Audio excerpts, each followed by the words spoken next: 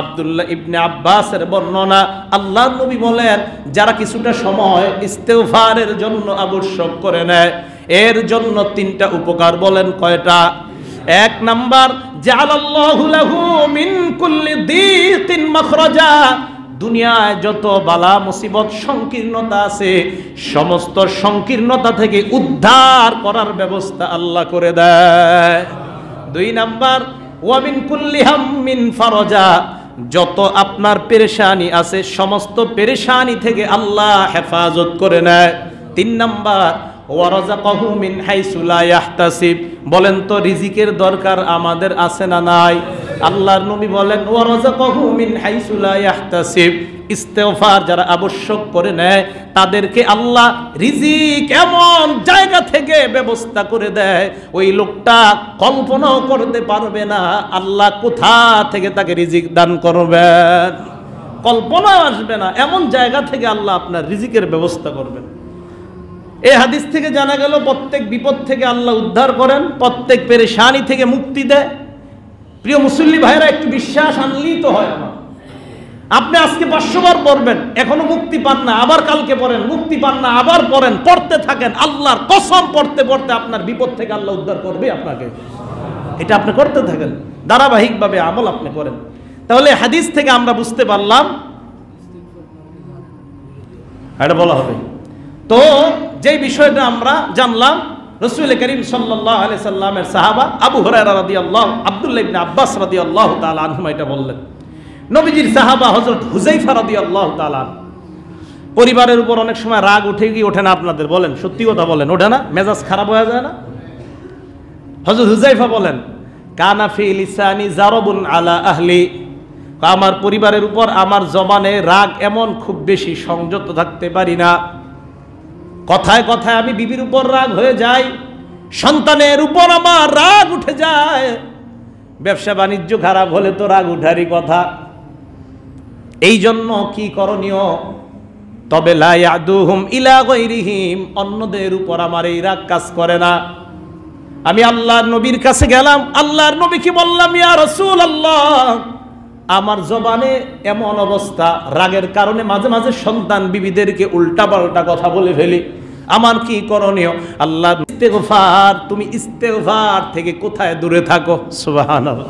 তাস্তাগফিরুল্লাহ feel ইয়াউমি 70 মাররা, হে জুবায়ের, হুযায়ফা, প্রতিদিন তুমি অন্তত 70 বার ইস্তেগফার পাঠ করবা।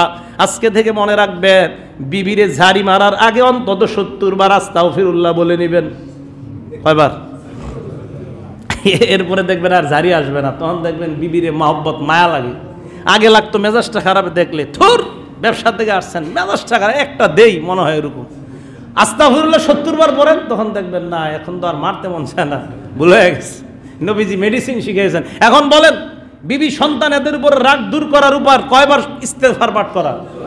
আগে 70 বার ইস্তেগফার পাঠ করবেন, এরপরে মারতে যান, তারপর দেখেন মারতে পারেন কিনা।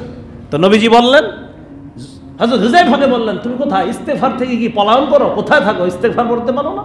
70 বার ইস্তেগফার পড়বা, এরপরে দেখবা জবান আর উল্টাপাল্টা কাজ করবে না, তখন দেখবা মোহব্বতের কথা বের হবে।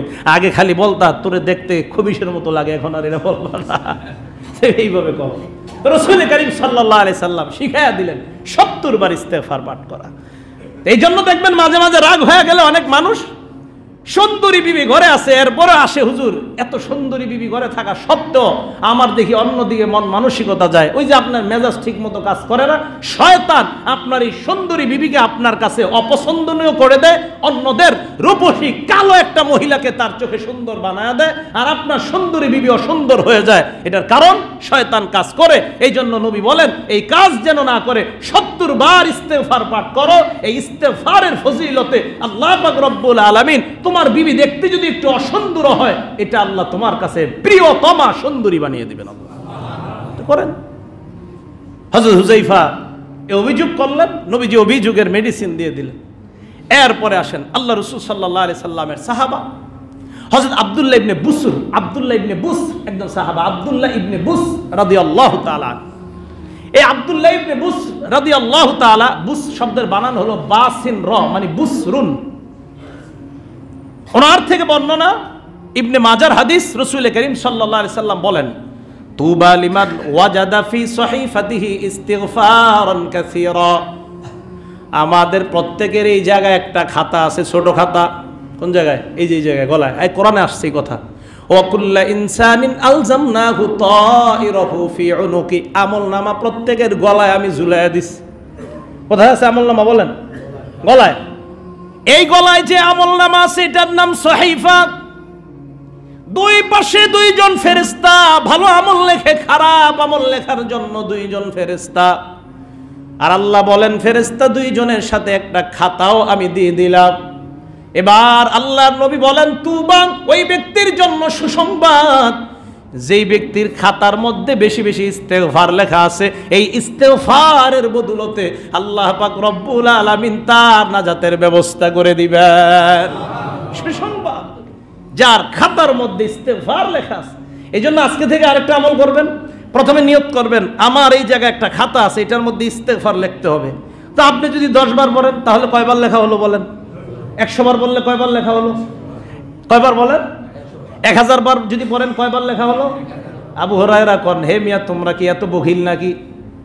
1000 বার কেন পড়বা তোমরা? আবু হুরায়রা বলেন, লা আস্তাগফিরুল্লাহ ওয়া আতুবু ইলাইহি কুল্লা ইয়াউমিন 12,000 মাররা। আমি আল্লাহর দরবারে প্রতিদিন 12,000 বার ইস্তেগফার পাঠ করি। কয় হাজার? নবীর সাহাবা আবু হুরায়রা, যাদেরকে আল্লাহ বলে দিয়েছেন এদের উপর আমি সন্তুষ্ট, উনি 12,000 বার ইস্তেগফার পাঠ করে। আর আপনাদের যাদের শুধু আবু হুরায়রা কত বড় আলেম, সারাক্ষণ উনি হাদিস নিয়ে গবেষণা করেন, উনি বলেন আমি 12,000 বার ইস্তেগফার করি। এখন যদি 12,000 বার কেউ পড়েন, আপনার বুঝতে হবে আমার এই খাতার মধ্যে 12,000 বার লেখা হয়েছে। যাই হোক, যতবার পড়েন, রিজিকের প্রয়োজন ইস্তেগফার পড়েন, সন্তানের প্রয়োজন আজকে থেকে কিনতে আনবেন। কোরআনে বলছে সন্তান দেয় ইস্তেগফার। আল্লাহ কোরআনে বলছে ইস্তেগফারে আল্লাহ সম্পদ দান করে। আর ইস্তেগফার পড়বেন, আল্লাহকে বলবেন, আল্লাহ আমি এই 100 বার ইস্তেগফার করলাম, আমার সম্পদ তুমি দাও।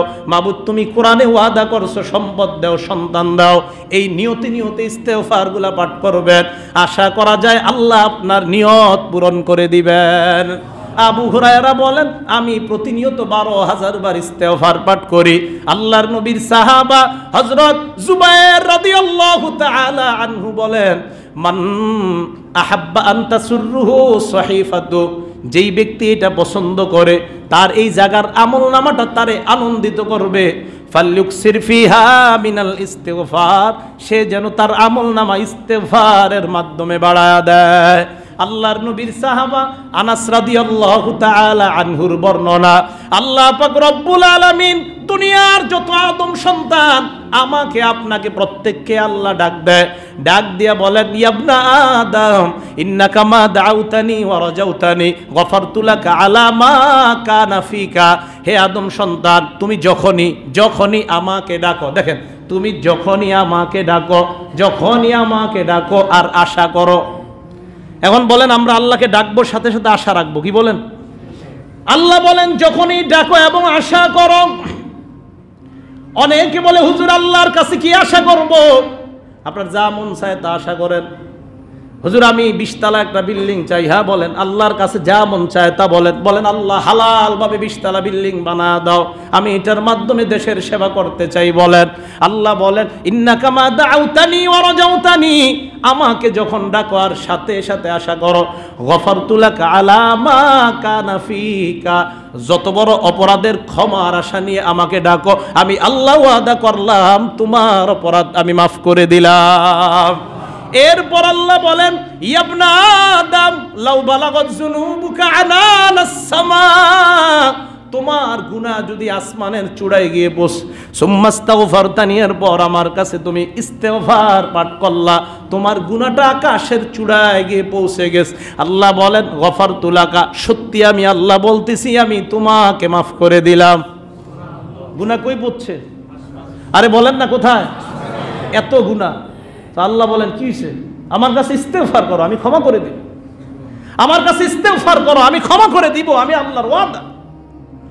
এরপরে বলেন ইবনা আদম লাউ আতাইতানি বিকিরাবিল আরদি খাতায়া পুরা দুনিয়ার সমপরিমাণ গুনাহের বোঝা মাথায় নিয়ে যদি আমার কাছে তুমি আসো, এরপর আমি আল্লাহর কাছে তুমি ইস্তেগফার করলা, তবে একটা শর্ত, লা তুশরিকু বি শাইআ, শিরিক করা যাবে না। কি করা যাবে না? বাবা আমার গুনাহের শেষ নাই, বাবাই কয় আমার পায়ে সেজদা দে, সব গুনাহ মাফ হবে। তো বাবার পায়ে সেজদা দিয়ে কয় আল্লাহ আমারে মাফ করো। কি কয়? হ্যাঁ, শাহজালাল রহমতুল্লাহর কবরে সেজদা দিয়া কয় আল্লাহ মাফ করো, আল্লাহ মাফ করো, আল্লাহ মাফ করো। আল্লাহ কয় কি পরিমাণ গুনাহ? কয় মাবুদ গুনাহের শেষ নাই। আল্লাহ কয় আমি কিছু করার নাই, তুই দি শাহজালালের দরবারে সেজদা দে, সাজ কর, গুনাহ মাফ করো। সেজদা দে শাহজালালের দরবারে, কয় আল্লাহ গুনাহ মাফ করো। বলেন তো এই ইস্তেগফারটা শিরিক মুক্ত নাকি শিরিক যুক্ত? আল্লাহ কয় শিরিক যুক্ত যদি ইস্তেগফার হয় তাহলে কোনো আশা নাই। আল্লাহ বলেন যদি দুনিয়া পরিমাণ গুনাহ নিয়ে আমার কাছে তুমি শিরিক মুক্ত ইস্তেগফার করো, লা আতাইতুকা বিকিরাবিহা মাগফিরা। কি বলছে দেখেন, আমি দুনিয়া পরিমাণ ক্ষমা নিয়ে তোমার কাছে এসে যাব। দুনিয়া পরিমাণ গুনাহ নিয়ে আসছো, আমি দুনিয়া পরিমাণ ক্ষমা নিয়ে আসবো। কথাটা কার? শর্ত কি? কি করা যাবে না? শিরিক করা যাবে না। তাহলে বলেন তো ইস্তেগফার যারা আমরা করব, অনেক ইস্তেগফার করি, এরপরে আল্লাহ আশা পূরণ করে না, কেন করে না? শাহ আলীর দরবারে গিয়ে একের পর এক দেন, একটার পর একটা, তো হইব কিভাবে? ইস্তেগফার পাঠ করতে হবে শিরিক মুক্ত। কথাগুলো কষ্ট নিয়েন না। শাহ আলী রহমতুল্লাহ ভালো, শাহজালাল রহমতুল্লাহ ভালো মানুষ, কোনো সন্দেহ নাই। শাহ পরান রহমতুল্লাহ আর আল্লাহর ওলি, কোনো সন্দেহ নাই। কিন্তু এদেরকে সেজদা দিচ্ছেন, এটা গুনাহ, এটা আপনার ইস্তেগফার কবুল হবে না। কান্না করতে করতে এই মেয়েগুলা, আমি যখন মেশকাত জামাতে বলি শাহ আলী মাজারে গেলাম, যাওয়ার পর এক পাশে গিয়ে দেখলাম হঠাৎ এক জানালা খোলা দক্ষিণ পাশের। কি ব্যাপার এখানে কারা? মেয়ে মানুষ একের পরে কান্না করতেছে। খাদেমকে জিজ্ঞাসা করলাম ঘটনা কি, কোথায় কান্দে? কয় বাবার দরবারে কান্দে। কেন কান্না করে? কই এই বিভিন্ন প্রার্থনার জন্য। তো যেই পরিমাণ চোখের পানি বাবার দরবারে ফালাইতেছে, এই এক ফোঁটা আল্লাহর দরবারে ফালাইলে হাদিস দ্বারা বোঝা যায় চোখের পানি বের হয়ে এই শুধু এই জায়গাটায় আসবে, এক ফোঁটা মাছের ডানা পরিমাণ, এতটুকু এই জায়গাটায় আসবে, পড়বে না, শুধু এইখানে আসবে। আল্লাহর নবী বলেন জাহান্নামের আগুন তার উপরে আল্লাহ হারাম করে দিবেন। আপনি কোথায় গিয়ে ফালাইতেছেন পানি? তাহলে ইস্তেগফার শিরিক যুক্ত না শিরিক মুক্ত? শিরিক মুক্ত ইস্তেগফার করতে হবে আল্লাহর দরবারে। রাসূল করিম সাল্লাল্লাহু আলাইহি ওয়াসাল্লাম এক হাদিসের মধ্যে আল্লাহ রাসূল সাল্লাল্লাহু আলাইহি ওয়াসাল্লাম বলেন, আল্লাহ পাক রব্বুল আলামিন আমাদেরকে ডাক দিয়ে বলেন, হে আদম সন্তান, ইন্নী হারামতু যুলমা আলাইয়া, জুলুম করা আমি নিজের উপর, আলা নাফসি নিজের উপর হারাম করছি, আমি জুলুম করি না। এরপরে দেখেন ওয়াজআলতুহু বাইনাকুম মুহাররামা, তোমাদের উপর জুলুম করাও আমি হারাম করলাম, একে অপরকে জুলুম করবা এটাও হারাম করলাম। ফালা তাযলামু, কেউ কারো উপর তোমরা জুলুম করবা না। এরপর আল্লাহ পাক রব্বুল আলামিন বলেন, হে আদম সন্তান, কুল্লুকুম দাল্লুন ইল্লা মান হাদাইতুহু, তোমরা সবাই পথভ্রষ্ট, আমি আল্লাহ যাকে হেদায়েত না দান করব। এরপর আল্লাহ বলেন ফাস্তাহদুনি, আমি আল্লাহর কাছে প্রতিদিন তোমরা হেদায়েত চাও, আমি আল্লাহর ওয়াদা উহদিকুম, তোমাদেরকে হেদায়েত দান করব। তাহলে সবাই পথভ্রষ্ট, যদি আল্লাহ হেদায়েত না দেয়, আল্লাহ বলেন হেদায়েত চাও, আমি হেদায়েত দান করব। অনেক লোক কয় হুজুর আল্লাহই তো আমারে খারাপ বানাইছে তাই আমি খারাপ। এমনি আল্লাহ না বলছে তুমি হেদায়েত চাও, আল্লাহ হেদায়েত দান করবে। কতদিন তুমি হেদায়েত চাইছো? কয় আল্লাহ তৌফিক দেয় না তাই হেদায়েত চাই না। কি দেয় না? তো এই কথাটা যে বলতে পারলা তুমি, আল্লাহ তৌফিক দেয় না তাই হেদায়েত চাই না, তখনই বলো আল্লাহ হেদায়েত দাও। না, কয় আমি বলবো না। কয় কেন? আল্লাহ তৌফিক দেয় না। চিন্তা করেন উনি বলবে না কেন? আল্লাহ তৌফিক দেয় না। এরপর বলেন কুল্লুকুম জাইউন, তোমরা সবাই ক্ষুধার্ত থাকতা, কাফের বেঈমান সব ক্ষুধার্ত থাকতা কিয়ামত পর্যন্ত, ইল্লা মান আতামতুহু, যদি আমি আল্লাহ না খাওয়াইতাম। কথা সঠিক কিনা? আল্লাহ বলেন ফাস্তাতইমুনি, আমার কাছে খাবার চাও, খাবার চাও, খাবার চাও, রাতের আধারে আমার কাছে খাবার চাও। উতইমকুম, ওয়াদা করলাম আমি তোমাদের খাবারের ব্যবস্থা করে দিব।